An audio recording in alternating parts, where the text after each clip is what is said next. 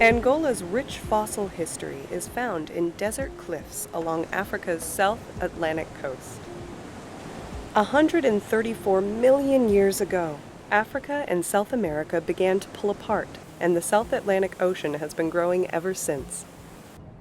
Bones and shells preserved in rock layers show how marine prey and predators moved in and adapted to this new ocean. Millions of years later, forces deep in the earth lifted the rock layers above the ocean, allowing erosion to bring the fossils to light. Progetto Paleoangola is an international group of scientists and students from Angola, the US, Portugal, and the Netherlands. Beginning in 2005, this group has been searching the cliffs to piece together the story of Angola's ancient ocean life. Right here was the intertidal zone tens of millions of years ago, where we took the ammonite. It was shallow water. Above that, those layers full of shells were shell banks and shoals.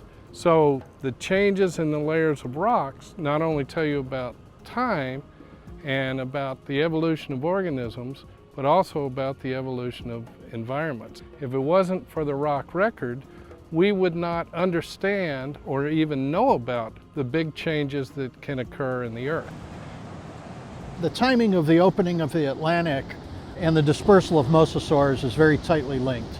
Early in the development of the South Atlantic, you get mosasaurs and turtles coming from the northern areas into the South Atlantic.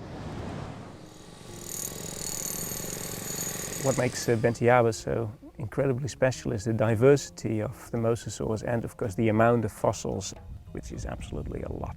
I don't know any place on Earth except here in Bentiaba where you can dig bones just doing this.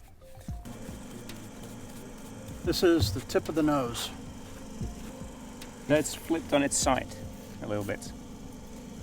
As soon as we get this mosasaur out, it'll first travel to the lab. The next step is the study, and we're going to make casts, so all the institutions involved have copies of the fossil, and then the original will travel back to Angola.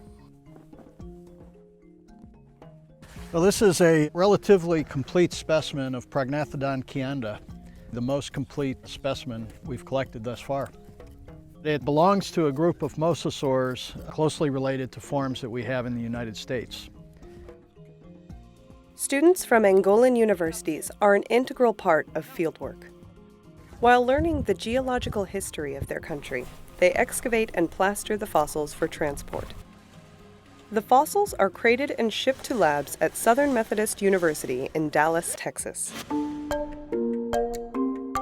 There, more than 100 students work to free the fossils from the rock and prepare them for research and display.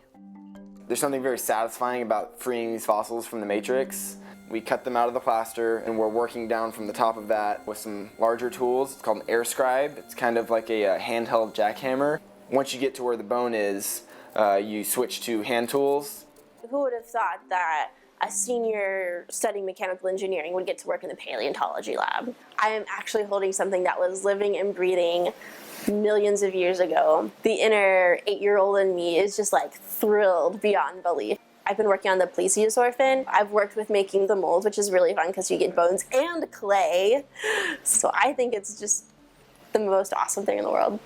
We're able to have these bones and present them to people and show them what animals lived on this earth millions of years ago. One of the mosasaurs are actually like these heads of other mosasaurs inside of his stomach.